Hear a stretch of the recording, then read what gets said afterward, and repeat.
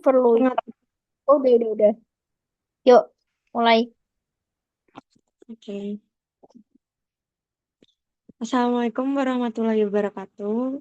Perkenalkan, nama saya Nurhain Marifatul Subekti dengan 3 digit PIN terakhir 037. Nah, di sini saya akan menjelaskan tentang refleksi geser dalam mata kuliah transformasi geometri. Next.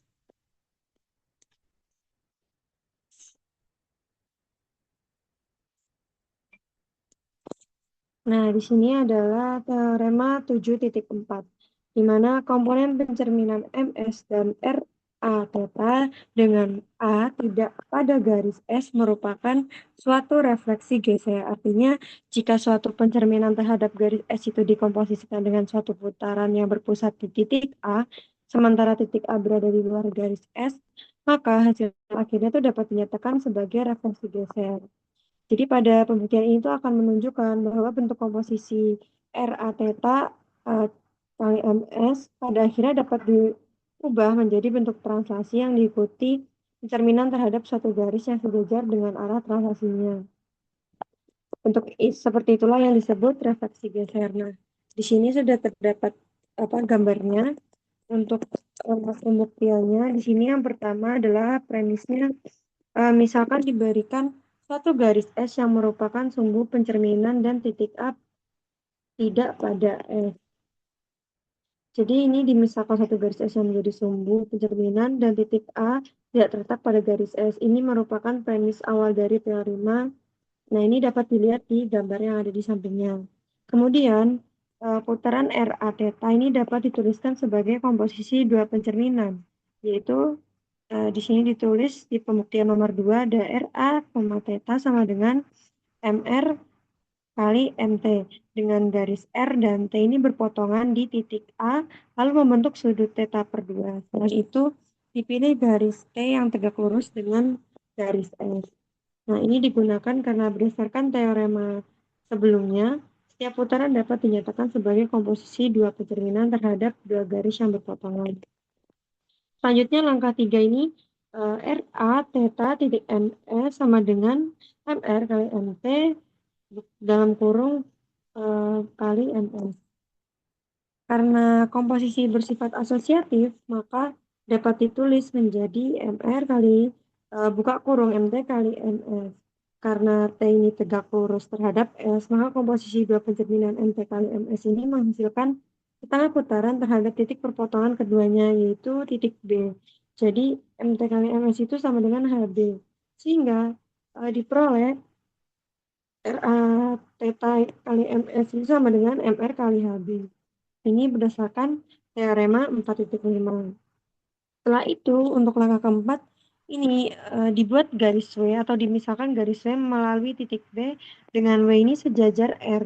Kita garis V melalui titik B dengan V ini tegak lurus dengan R. Garis-garis ini dibuat agar setengah putaran HB ini dapat diuraikan lagi menjadi dua pencerminan. Jadi diberikan premis lagi. Nah, ini langkah kelima dari langkah sebelumnya kan diperoleh kalau RA theta kali MS itu sama dengan MR kali HB.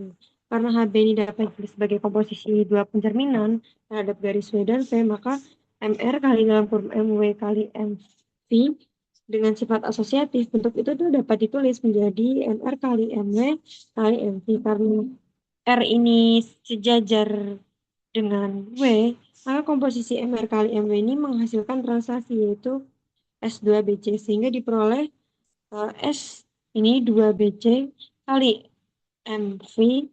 Di sini arah translasi S2BC ini sejajar dengan garis P. Maka bentuk S2BC kali MV ini merupakan refleksi geser. Nah, menurut definisi refleksi geser, jadi RA theta kali MS itu sama dengan G. Dengan G-nya ini adalah suatu refleksi geser. Dari langkah 3, teorema 4.5, teorema 5.8, dan dan definisi 7.1. Jadi pembuktian ini terlihat bahwa komposisi antara putaran dan pencerminan jika putarannya itu tidak berada pada sumbu pencerminan, hasil akhirnya itu bukan hanya pencerminan biasa, melainkan refleksi geser. Next.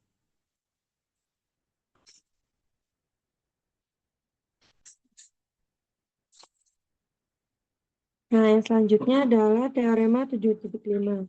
Teorema 75 ini menyatakan bahwa sebarang ruas garis CD ini yang tidak tegak lurus garis T terdapat refleksi geser G, sehingga S CD MT sama dengan G. Artinya jika terdapat suatu translasi dengan vektor CD yang arahnya tidak tegak lurus terhadap garis T, kemudian dikomposisikan dengan pencerminan terhadap garis T, maka hasil akhirnya adalah suatu refleksi geser. Jadi pada pembuktian ini akan diperlihatkan bahwa translasi S dengan vektor CD ini dapat dipisah menjadi dua bagian, yaitu satu bagian yang sejajar garis T dan satu bagian yang tegak lurus garis T. Setelah itu bagian yang tegak lurus akan diubah menjadi komposisi dua pencerminan, sehingga akhirnya tersisa bentuk refleksi geser. Nah, di sini terdapat gambar yang ada di sini dan pembuktiannya. Langkah yang pertama itu misalkan diberikan ruas garis CD yang tidak tegak lurus terhadap garis T. Ini adalah premis awal dari teorema. Lalu kemudian langkah yang kedua, misalkan diberikan satu titik E atau dipilih satu titik E sedemikian hingga DE ini tegak lurus dengan T dan CE sejajar dengan T. Artinya ruas CD ini dipisah menjadi dua komponen, satu sejajar garis T yaitu CE dan satu lagi tegak lurus garis T yaitu ED.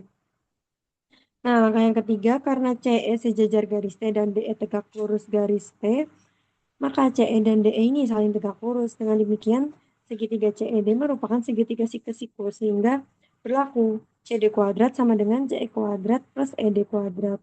Ini menunjukkan bahwa vektor CD ini dapat dipandang tersusun dari vektor CE dan vektor ED.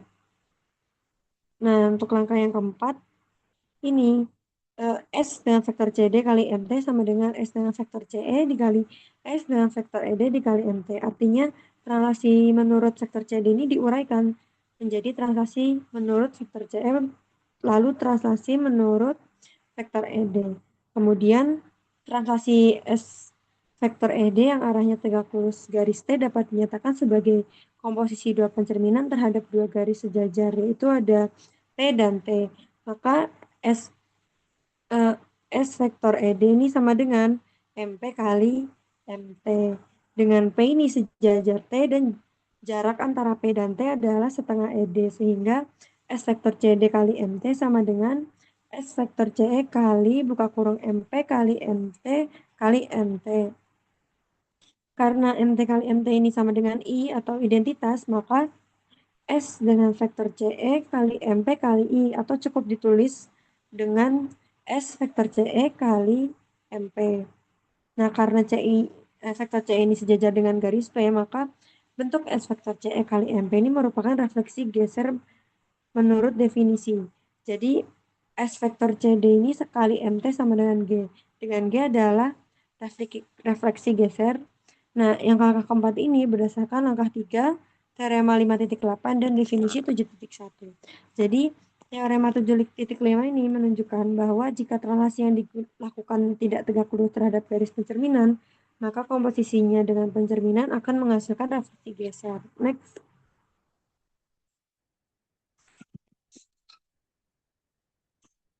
Baik, sekian yang dapat saya sampaikan. Mohon maaf apabila ada salah kata. Wassalamualaikum warahmatullahi wabarakatuh.